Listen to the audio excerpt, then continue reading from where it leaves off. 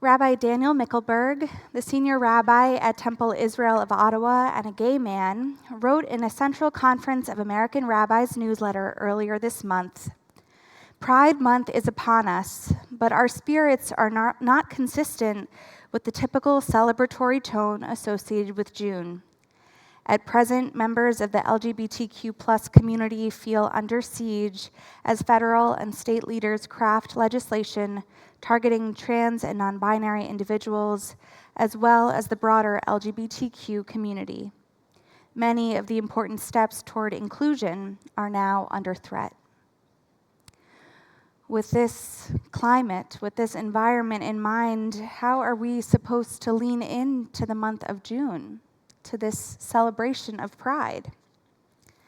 My colleague, M., a non-binary Jewish educator in New York City, posted on Facebook earlier this week, "I don't want to see any of y'all at Pride with your rainbow Bud Lights, ally pins, and or glitter until y'all have read every single bill from every single state dismantling basic human rights."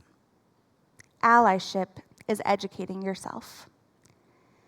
And so, as I stand here in my rainbow, I take M's charge seriously. Not only because I respect them, which I do, and not only because I want to be an educated ally, which I do, but also because on this Pride Shabbat, our tradition demands it. This week's Torah portion, Parshat Naso, explains the sin offering, the sacrifice that the Israelites are to make at the tabernacle if, or more likely when, they commit some kind of wrongdoing against a fellow human being. But this isn't actually the first time we're learning about the sin offering. It was all the way back in Vayikra, the first parsha in the book of Leviticus, that our text first introduced the sin offering in the context of all the other kinds of sacrifices, the burnt offering, the offerings of well-being and thanksgiving, of sin and guilt. But surprisingly, the Torah repeats the commandment just for the sin offering here in Naso this week. There's one major difference between the two versions of the commandment. In Leviticus, the text says, "Upon realizing their guilt, they shall restore the ill-gotten item and add a fifth of its value and give it to its rightful owner. Then they shall bring to the priest as their guilt offering to Adonai a ram without blemish, an ayil tamim." But in Naso, it reads, "When a person realizes their guilt, they shall confess the wrong that they have done. They shall make restitution to the principal amount and add 1/5 to it, etc., all the same as Leviticus, except for that one big difference. What's new here is the requirement for confession. At some point between Leviticus 5 and Numbers 5, someone, or some God, must have realized that without verbal acknowledgement of wrongdoing, a person can't fully atone for their mistakes. It makes sense.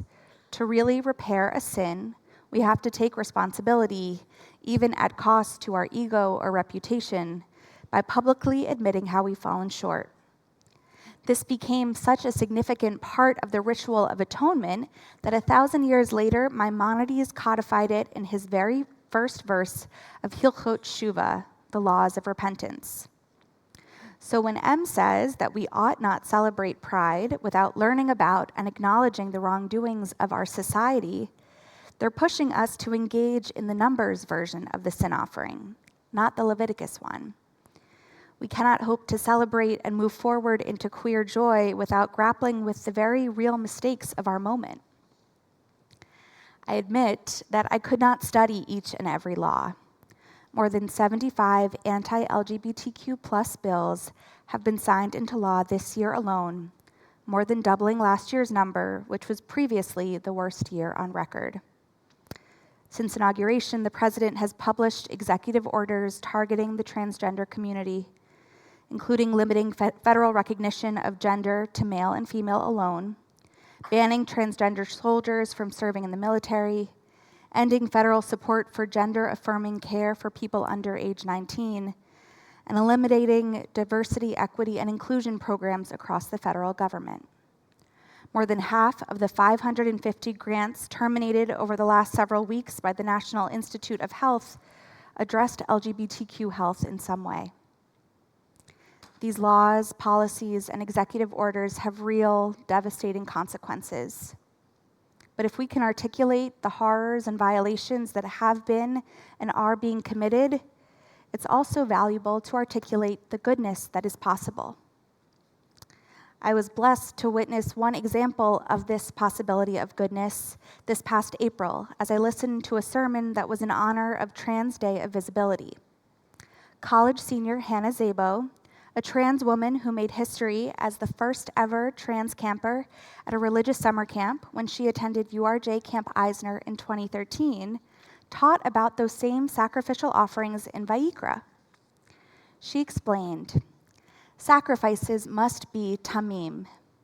Tamim is typically translated here as unblemished or whole, but elsewhere in the Torah, the word refers to wholeness not in body, but in soul, and it also means integrity or truth. These etymological connections between bodily form, oneness of spirit, and religious truth are no accident. Vayikra reminds us that wholeness in soul is intimately connected to wholeness in body, and that form must be complete for spirit to be true. It's with this stunning metaphor that Hannah demonstrates how critically important gender-affirming care is. She continues, when I transitioned, I had access to comprehensive medical care that made it possible for me, my family, and my doctors to make informed and difficult choices about my body, choices that allowed me to become whole, to become tamim. Had I been born a decade later, I realize I may not have had this choice. Total bans on hormone blockers, now a reality in some 20 states, force trans kids to live with the distressing, irreversible changes brought on by their biological sex. I invite you to join in creating a future in which all trans kids can have the kind of childhood I was so fortunate to have, for a future in which all children have the opportunity to become tamim, whole in body and whole in spirit. Our tradition is one that deeply believes in the divinity of each and every human being. The Reform movement has made amazing strides in ensuring that our approach to Judaism, our institutions, synagogues, and summer camps are places that love and welcome and celebrate all sexualities and gender identities and family structures. Perhaps Pride next year will be a time to talk about all of that. For now, though, we can acknowledge the ways our country is actively sinning against our loved ones, and hope and pray and work toward a world where one day, every single person like Hannah, each and every person will be free to become tamim, the most whole version of themselves. Shabbat Shalom.